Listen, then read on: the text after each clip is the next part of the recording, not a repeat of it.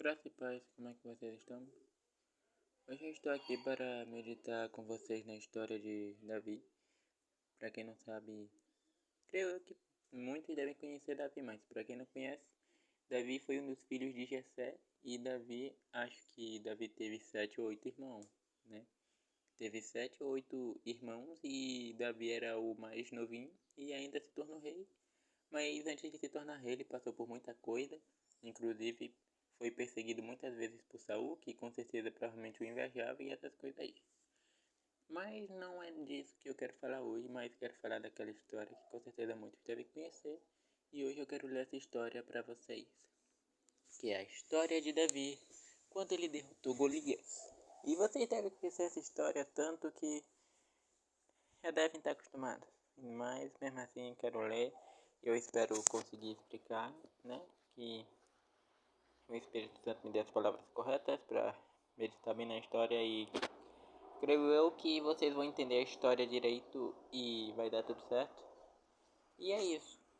Então, sem enrolar muito, vamos para o capítulo 17 de 1 Samuel, e esse foi o desafio de Golias. Pra ser sincero, eu tô querendo pular essa parte do começo, mas vamos logo. Ajuntaram os filisteus as suas tropas para a guerra e congregaram-se em Socó, que está em Judá. E acamparam-se entre Socó e Azeca em Efdamim. Porém Saul e os homens de Israel se ajuntaram e acamparam no vale de Elá. E ali ordenaram a batalha contra os filisteus. Para ser sincero, não conheço nenhum desses lugares. Estavam estes no monte do lado da Além e os israelitas no outro monte do lado da Quem, e entre eles o vale. Então saiu do arraial dos filisteus um homem guerreiro cujo nome era...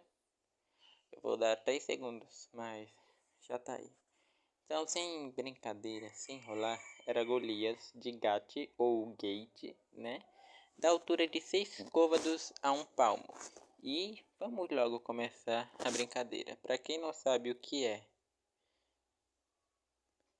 côvado, tá bem aqui o significado de côvado e eu não vou enrolar muito. Vocês só pausem e leiam, ok? Sinto muito aí. Mas é isso. Tudo bem, vamos deixar assim que pode até ser melhor para vocês. Da altura de 6 côvados e 1 palmo. Trazia na cabeça um capacete de bronze e vestia uma couraça de escamas, cujo peso era de 5.000 ciclos de bronze. Ele também trazia caneleira de bronze nas pernas e um dardo de bronze entre os ombros. Ou seja, parece que os filisteus tinham bronze para dar e vender. Mas bem, a haste da sua lança era como o eixo do tecelão. Sinceramente, eu não sei o significado dessa palavra. Admito, eu me sinto meio... Esquece. Mas é aquele que trabalha em teares. Mas quem trabalha em teares? Agora sim. Era só isso mesmo. Claro, foi uma pesquisa meio besta da minha parte por não saber o significado da palavra. Foi, mas agora eu sei. Provavelmente eu vou esquecer, mas é só eu procurar de novo. Chega de enrolar. A ponta da lança, né, era como o eixo do tecelão a ponta da sua lança, de 600 ciclos de ferro, e diante dele ia o escudeiro. Ele parou, clamou as tropas de Israel e disse: Para que saís formando-vos em linha de batalha? Não sou eu filisteu, e vós servos de Saul? Escolhi dentre vós um homem que desça contra mim. Eu quero é partir para a guerra. Se ele puder pelejar comigo e me ferir, seremos vossos servos. Porém, se eu vencer e o ferir, então sereis nossos servos e nos servireis. É uma boa proposta, mas a rapaziada estava com muito medo. Disse mais o filisteu: Hoje afronto as tropas de Israel. Dai-me um homem para que ambos pelejemos. Eu quero é briga. Ouvindo Saul e todo Israel estas palavras do filisteu, espantaram-se e temeram muito. Aí você deve estar se perguntando, mesmo que a resposta esteja logo abaixo. Ué, cadê Davi nessa história, rapaz? Onde é que tá Davi nessa história toda? Bem, a resposta é óbvia e está logo abaixo do versículo 11. Davi enviado a seus irmãos, porque os seus irmãos também estavam naquela guerra. Licença.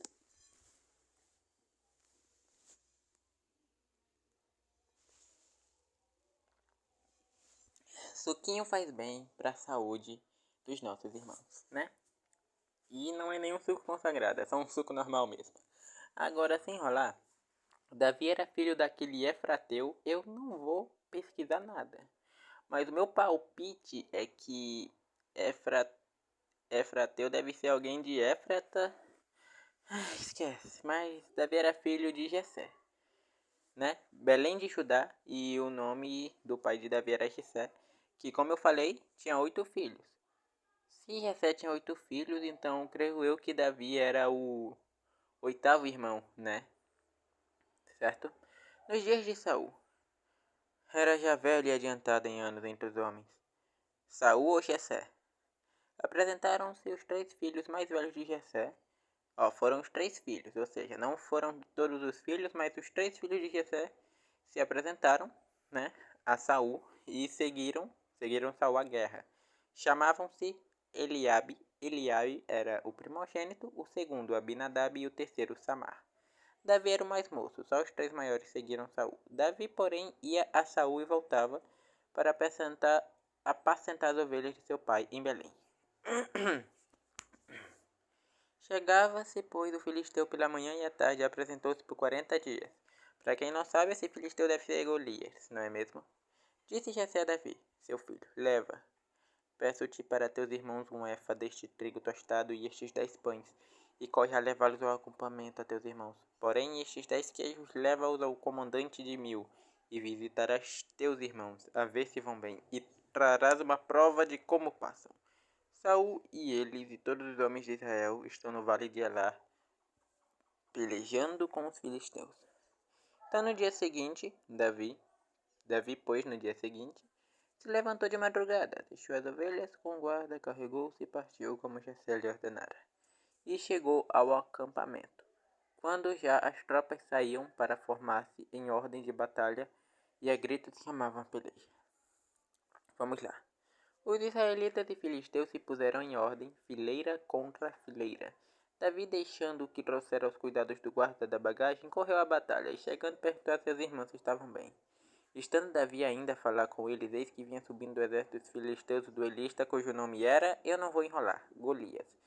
O filisteu de Gate, ou Gat, para mim tanto faz, e falou as mesmas coisas que antes falara. E para quem não sabe o que ele falou, é só subir um pouquinho, mas eu não vou enrolar para vocês, porque vocês estão acompanhando essa leitura comigo, e se você tá pulando, você tá vacilando, viu? Não é só comigo, mas vocês entenderam. Mas eu também tô vacilando ao enrolar tanto assim. Mas em resumo, Davi ouviu o que Golias disse. O gigante Golias insulta quem? Os israelitas. Versículo 24 adiante, todos os israelitas, vendo aquele homem, fugiam de diante dele e temiam grandemente. Ou seja, confiar no poder de Deus que é bom, nada. E diziam uns aos outros, vistes aquele homem que subiu, pois subiu para afrontar Israel. A quem o matar, o rei o acumulará de grandes riquezas e lhe dará por mulher a filha, e a casa de seu pai isentará de impostos em Israel. Eita. Então, Davi falou algo.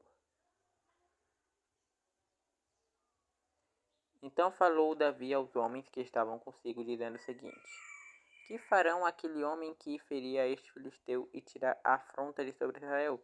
Quem é, pois, esse incircunciso filisteu para afrontar os exercícios do Deus vivo? Desculpa, afrontar os exércitos do Deus vivo, né? E para quem não sabe o que é incircunciso, eu prefiro não tentar explicar. Eu recomendo você dar uma pesquisadinha, que creio eu que é melhor você pesquisar, né? E nessa altura até eu nem sei como explicar direito, porque às vezes eu sou esquecido. Mas o povo lhe repetiu as mesmas palavras, dizendo: assim fará o homem que o ferir. Eliabe, seu irmão, ouvindo o que Davi falou, né? Peraí, errei. Ouvindo Eliabe, seu irmão mais velho, falar aqueles homens, acendeu-se-lhe a ira contra Davi. E ele disse para Davi o seguinte: rapaz, por que tu tá aqui? Por que desceste aqui? E a quem deixaste aquelas poucas ovelhas no deserto? Eu bem conheço a tua presunção e a tua maldade. Você deseja apenas para ver o circo pegar fogo. Tá legal, isso foi parte minha mesmo. Eu que mudei. Foi ver a peleja. Resolveu Davi. Respondeu Davi: que fiz eu agora? Eu só fiz uma pergunta. Desviou-se dele para outra e falou a mesma coisa. E o povo lhe tornou a responder como dantes. E aí, Eliabe deve ter ficado... Acho que no fundo ele deve ter ficado até talvez preocupado com Davi naquele território. Ou talvez só irado mesmo, né? E Davi só tinha feito a pergunta, e vocês viram a pergunta que eu acabei lendo. Mas vamos lá. Davi se dispõe a pelejar contra Golias.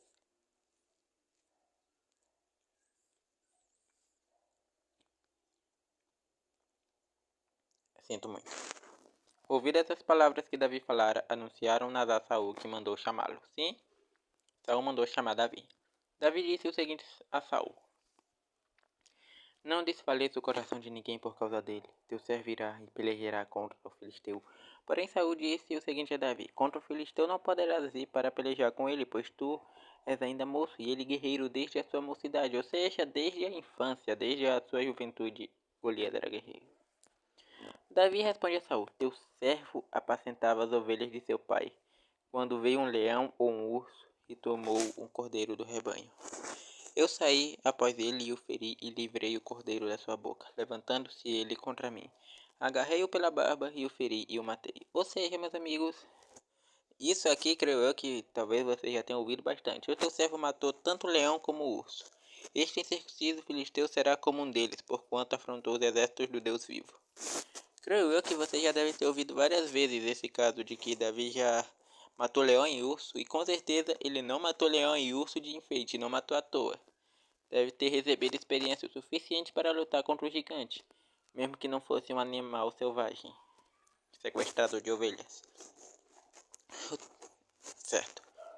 Disse mais Davi: O Senhor me livrou das garras do leão e das do urso, então ele vai me livrar das mãos deste filisteu. Então disse Saul a Davi: Vai-te e o Senhor seja contigo. Aí é aquela velha história. Saul vestiu a Davi da sua armadura e lhe pôs sobre a cabeça um capacete de bronze e o vestiu de uma couraça. Davi cingiu a espada sobre a armadura e experimentou andar, pois jamais havia usado. Então disse Davi a Saul: Não posso andar com isto, pois nunca usei. E Davi tirou aquilo de sobre si. Tomou seu cajado na mão e escolheu para si 5 pedras lisas do ribeiro. Perdão, foi só meu fôlego. E as pôs no alforje de pastor que trazia, a saber, no surrão. E lançando mão da sua funda foi chegando ao filisteu. Aí, eu acho melhor não entrar nesse assunto que eu ganho mais, só dá licença. Então Davi encontra-se com o gigante e o que será que ele fez, não é mesmo? Vamos nessa.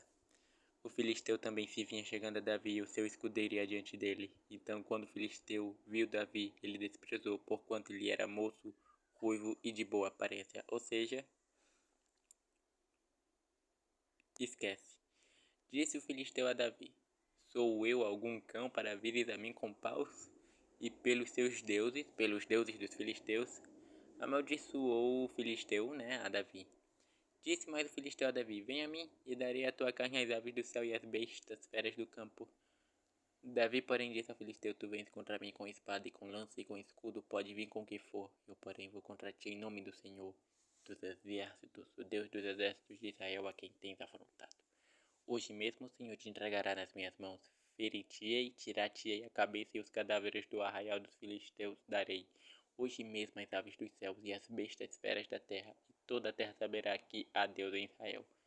Rapaz, Davi aqui, ó, ele não fica pra brincadeira, não. Saberá toda esta multidão que o Senhor salva, não com espada e nem com lança, porque do Senhor é a guerra, e ele vos entregará nas nossas mãos.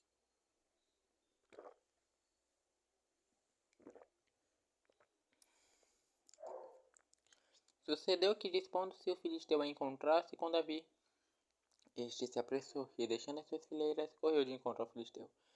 Davi meteu a mão no alforje e tomou dali uma pedra, e com a funda lhe atirou e feriu o filisteu na testa. No momento que ele feriu o filisteu na testa, acabou atordoando ele. A pedra encravou-se-lhe na testa e ele caiu com o rosto em terra. Assim, prevaleceu Davi contra o filisteu, com uma funda e com uma pedra, e o feriu e o matou, porém não havia espada na mão de Davi.